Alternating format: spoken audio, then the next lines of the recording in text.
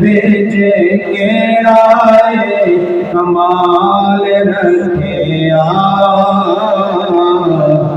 آقا دیا رحمتاں سنبھال رکھے آقا دیا رحمتاں سنبھال رکھے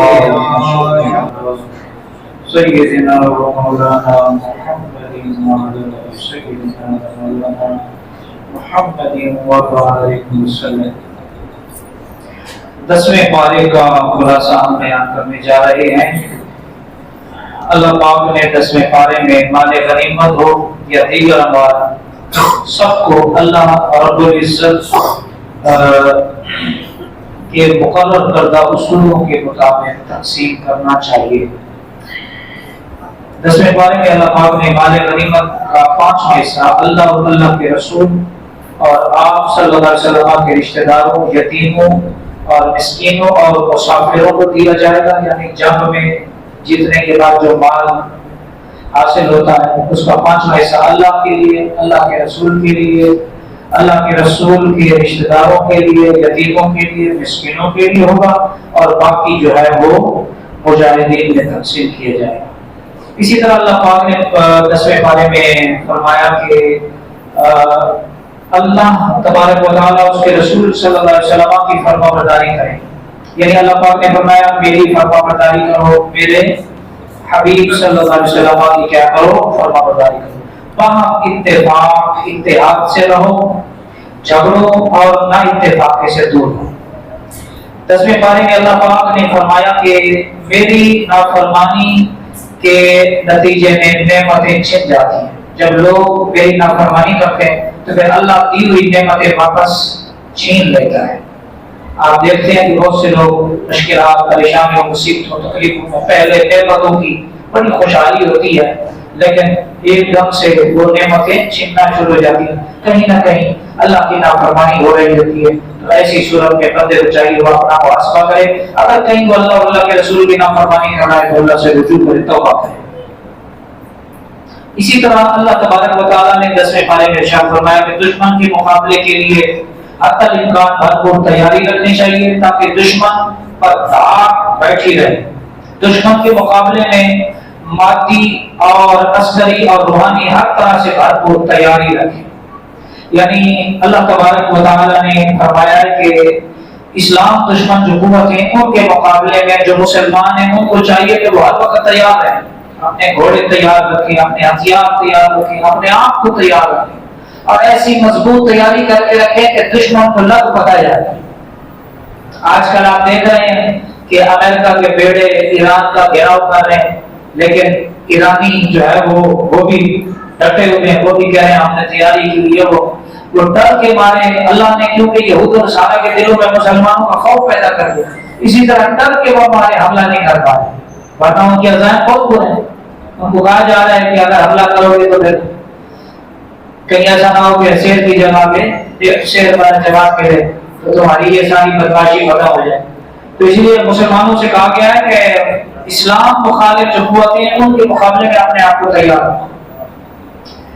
اور اسی طرح 10ویں پارے میں اللہ تبارک و تعالیٰ نے جنگ کی تیاری اور جذبہ جہاد کا یہ مطلب نہیں کہ ہر وقت لڑائی کرنی چاہیے، اگر دشمن صلح کرنا چاہے تو ضرور اس سے اگر تمہارا صلح میں فائدہ ہو تو ضرور صلح کرنی چاہیے، اگر فائدہ نہیں ہے تو پھر نہ کریں۔ اسی طرح اللہ تبارک و تعالیٰ نے اللہ اور اس کے رسول صلی اللہ علیہ وسلم مشرکوں سے بری ہیں، یعنی اللہ اور اللہ کا رسول کیا ہے، جو شرک کرنے والے جو مشرک ہیں، اللہ اور اللہ کے رسول کا، آسمانی کتابوں کا، یوم آخرت کا یقین جو ہے وہ انکار کرنے والے ہیں، اللہ اور اللہ کا رسول ان سے کیا ہے، بری۔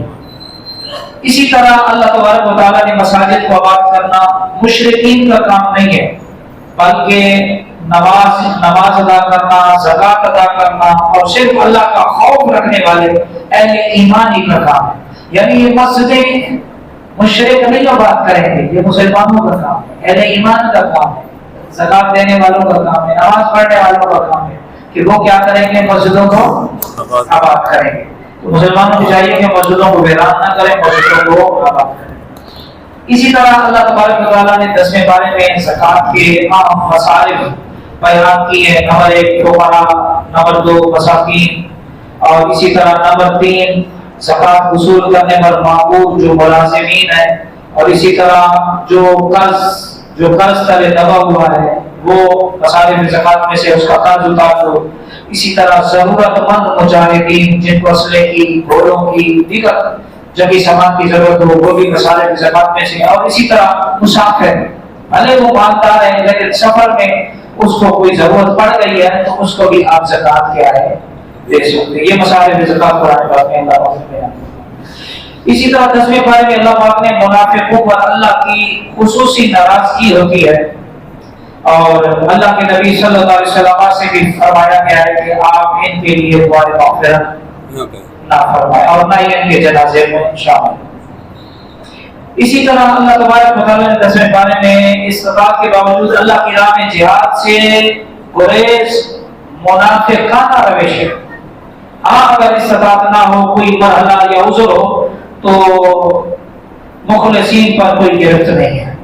یعنی اگر ایسے حالات بن جائیں کہ اسلام کو لوگوں کی ضرورت ہو، جہاد کرنا پڑ جائے، تو پھر ایسی صورت میں جہاد کے معاملے میں پیچھے نہیں رہنا چاہیے.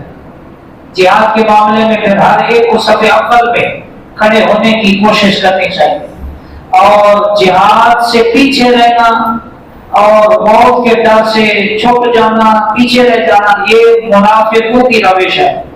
منافق ہمیشہ، آپ دیکھ لیں تاریخ اسلام پڑھیں، منافق ہمیشہ جو ہے وہ پیچھے رہے. جب احد کی جنگ لڑی جا رہی تھی تو احد اور مدینہ شریف میں کوئی زیادہ فاصلہ نہیں ہے. وہ جو رئیس المنافقین تھا عبداللہ بن ابی، اس نے 300 کے پتہ نہیں کتنے 100 لوگ جو ہے وہ توڑ لیے تھے. اللہ کے نبی جنگ کے لیے جا رہے تھے، راستے میں سے اس نے کئی 100 بندے توڑ دیے. ان کو ڈرایا، وہ تیاری سے آئے ہوئے، مارے جاؤ گے، تمہارے بچوں کا کیا ہوگا، فلاں فلاں فلاں، اس طرح. یعنی ان کو ڈرایا، وہ اللہ اور اللہ کے رسول کی نافرمانی میں وہ ظلم ہے. لیکن جو مخلصین ہیں، سچے ہیں اسلام کے ساتھ، ان کو کوئی عذر ہے، جسمانی عذر ہے، کوئی اور بیماری ہے، کوئی اور ایسا عذر ہے، تو اس صورت میں ان کی گرفت کیا ہے نہیں ہوگی. یہ 10ویں پارے کا ہمارا مختصر خلاصہ تھا. اللہ کریم کی بارگاہ میں دعا ہے اللہ تبارک و تعالی ہم سب کو قرآن پاک سننے سمجھنے عمل کرنے کی توفیق عطا فرمائے. قرآن پاک کا روزانہ کی بنیاد پر پیغام آپ کے لیے ہوتا ہے.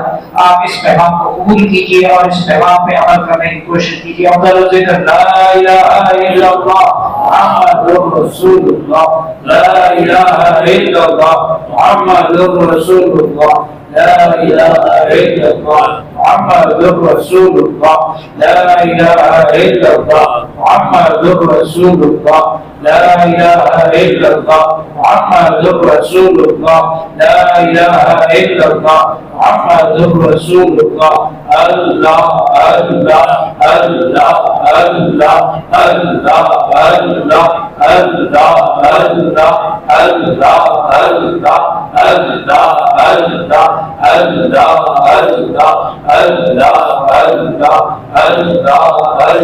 لا الہ الا اللہ محمد رسول اللہ صلی اللہ علیہ وسلم.